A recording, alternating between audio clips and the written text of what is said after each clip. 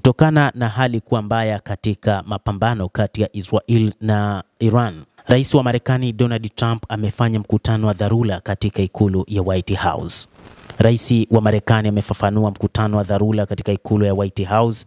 Mkutano huo ukichukua saa 1 na dakika 20 ulifanyika ili kujadili iwapo Marekani inapaswa kuungana na Israel kushambulia maeneo ya nyuklia ya Iran.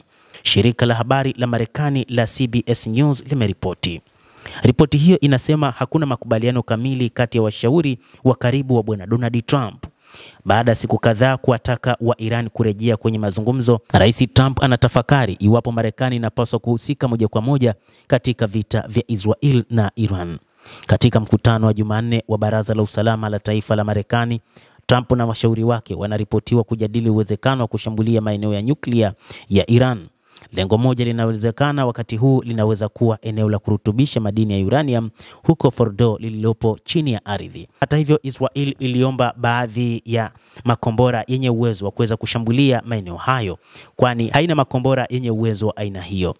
Hata hivyo, eneo la Fordo ni eneo miongoni mwa maeneo yanayorutubishwa uranium ambapo lipo chini ya karibia mita 800, ambapo hakuna makombora kutoka nchini Israel yenye uwezo wa kuweza kupenya hadi kufikia huko. Ni Marekani pekee ndiyo yenye bomu lenye uwezo wa kuangamiza eneo hilo. Kulingana na CBS News, washauri wa rais bado wamegawanyika kuhusu jinsi ya kulitekeleza hili.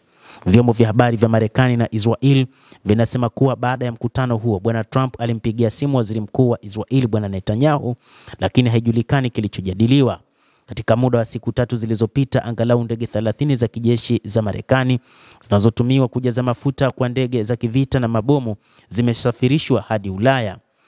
Jana, katika msururu wa machapisho katika mitandao ya kijamii, bwana Trump alitaka Iran ijisalimishe bila masharti.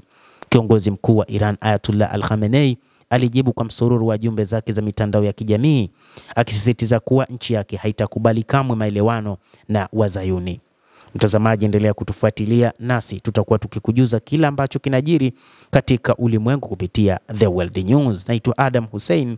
Usisahau kulike, usisahau kucomment na usisahau kusubscribe channel hii ili upate habari hizi kwa mapana kupitia The World News.